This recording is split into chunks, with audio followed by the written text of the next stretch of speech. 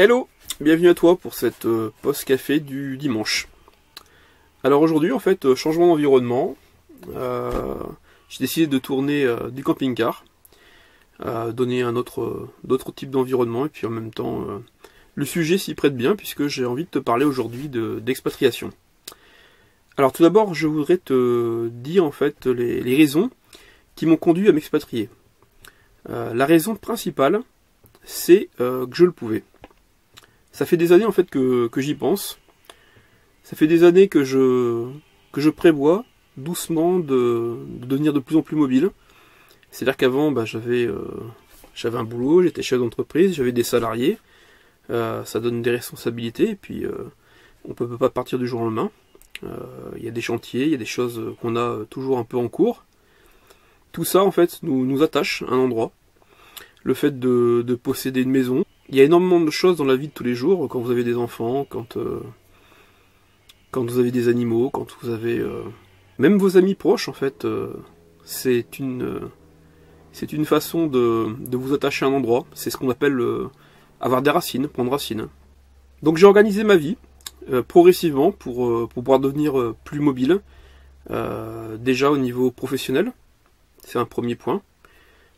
C'est un des points les plus importants. Avoir la capacité en fait de générer de l'argent, d'être autosuffisant, tout en étant ailleurs. Alors je sais pas pourquoi, c'est plus difficile de vous parler de ça que de vous parler du reste. Quand je parle d'informatique, je parle pas de moi, donc c'est beaucoup plus simple. Parler de soi, ça devient plus difficile. Pourtant j'ai envie de vous expliquer parce que je sais que nombre d'entre vous se posent aujourd'hui aussi la question.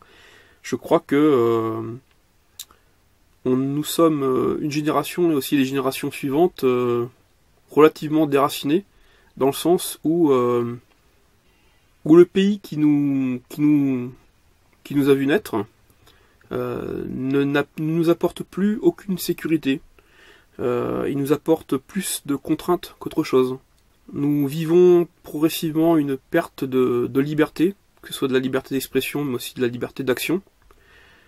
Aujourd'hui, chaque réponse à un problème, c'est une taxe. Là, je fais pas de militantisme politique, puisqu'en fait, c'est vraiment un climat qui est quand même général. C'est pas uniquement en France. C'est vrai que c'est plutôt local aux pays occidentaux quand même. Mais voilà, donc à partir du moment où vous êtes dans un pays, bon, vous en respectez les règles, mais quand ça devient trop difficile, eh bien, qu'est-ce que vous faites ? C'est soit vous fermez votre gueule, vous payez, voilà, éventuellement vous faites des pétitions. Au pire des cas, vous pouvez toujours essayer d'aller balancer des cailloux dehors, mais ça va pas changer grand-chose. Donc, ce qui vous reste à faire, en fait, c'est aller dans des endroits qui sont plus propices, qui vous ressemblent plus. Alors, je connais des gens qui sont partis s'installer au Costa Rica, d'autres qui sont partis s'installer au Vietnam, d'autres au Cambodge. Alors il y a des avantages et des inconvénients dans chaque pays. Je crois que en tout cas moi ce que je recherche, c'est plus la mobilité. La capacité, si vous voulez, à ne prendre que ce qui m'intéresse finalement d'une culture ou d'un pays. Et puis quand ça devient difficile ou quand... ou pour X raisons, eh bien, avoir la possibilité de bouger. Je conçois que ça peut paraître égoïste. J'ai quand même l'impression, pour ma part, d'avoir, pendant une vingtaine d'années, tout fait finalement pour apporter à mon pays, à mon milieu, ce que je pouvais, en créant des emplois, en payant des impôts, même quand finalement c'est relativement submergent. Quand je prends conscience, quand j'ai pris conscience, mais réellement, c'est-à-dire il y a une différence entre le savoir et vraiment prendre conscience que sur à peu près 120 € que je facturais à quelqu'un, je récupérais quoi peut-être 20, 30, grand maximum 40 € quand j'arrivais à faire ce qu'on appelle de l'optimisation fiscale. C'est-à-dire essayer d'avoir toutes les petites aides, voilà. Ça c'est pas viable quoi. On arrive à un niveau où on est vraiment étranglé à ce niveau-là. Et puis, je dirais, si ce n'était qu'une question d'argent et de fiscalité, il y a aussi tout le côté où Vous pouvez pas avancer dans une direction sans avoir tout un vent qui souffle contre vous pour vous empêcher d'avancer. C'est de la pression, c'est du contrôle. J'ai eu de tout, j'ai eu du contrôle URSSAF, du contrôle fiscal, du contrôle à tout niveau, et puis des organismes d'État totalement défaillants qui m'ont mis une pression maximale, comme le RSI. Alors le RSI, là, aujourd'hui, on dit, il y en a plus, ça a été transféré, c'est passé sous le régime général. C'est pas passé sous le régime général, hein. C'est juste c'est l'URSSAF qui va s'occuper de tout ça. Mais voilà, on va arriver au même problème. Le milieu des entrepreneurs, c'est une sorte de minorité non protégée. Ce qui fait que on aura beau s'immoler en place publique, ça va pas choquer grand monde. D'autant plus qu'on est quand même, en tout cas dans le cadre de la France, dans un pays qui a une mentalité relativement communiste. Ouais, communiste, je vais peut-être loin en disant ça, mais le petit patron, l'entrepreneur, est perçu comme un grand patron en fait, par rapport à la population. Tout de suite, c'est voilà, ils en profitent, il y a tout un ensemble de choses qui font que, et même l'État finalement vous traite un peu ainsi, sans les égards qu'ils ont avec les grands. Donc voilà, je dirais si vous n'avez pas un chiffre avec 7 zéros derrière de revenus annuels, vous restez quand même un petit, et donc vous n'avez pas les avantages qu'il faut en France, tout du moins. Alors là, il y a l'esprit anglo-saxon qui est plus adapté aux entrepreneurs. Et c'est en partie vers ce genre de pays que je m'oriente, puisque tout ce qui est, je dirais, un peu Asie et autres, je crois qu'on peut travailler avec l'Asie, mais difficile d'avoir la mentalité asiatique. Difficile de s'intégrer en tout cas dans ces pays-là. Donc voilà, porte ouverte un petit peu à tout. Alors, qu'est-ce qui motive en fait? Ben, c'est un ensemble de raisons en fait.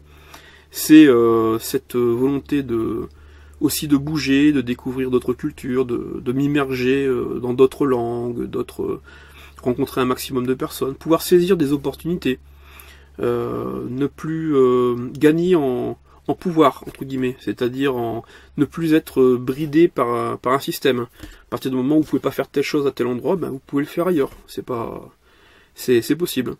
Je crois que plus que le côté s'expatrier, parce que quand on dit s'expatrier, ça veut dire que on va vivre à l'étranger, mais en général, ça veut dire qu'on choisit un endroit pour s'établir. Je pense que c'est plus le besoin d'être mobile.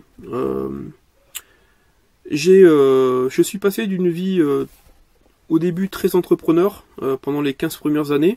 Ensuite, pendant 5 ans, je me suis mis au vert, comme on dit, à la campagne, à l'écologie, à la permaculture, j'ai construit ma maison, j'élève des animaux. Voilà, tous ces côtés-là ça fait partie de moi. C'est quelque chose qui m'a toujours attiré. Mais en même temps, c'est la dolce vita. On s'endort, et puis ça, c'est comme une partie de nous-mêmes aussi qui s'éteint. Voilà, en tout cas, de mon côté, j'aime cette vie, mais un grand besoin aussi d'aller de l'avant, d'aller découvrir d'autres choses.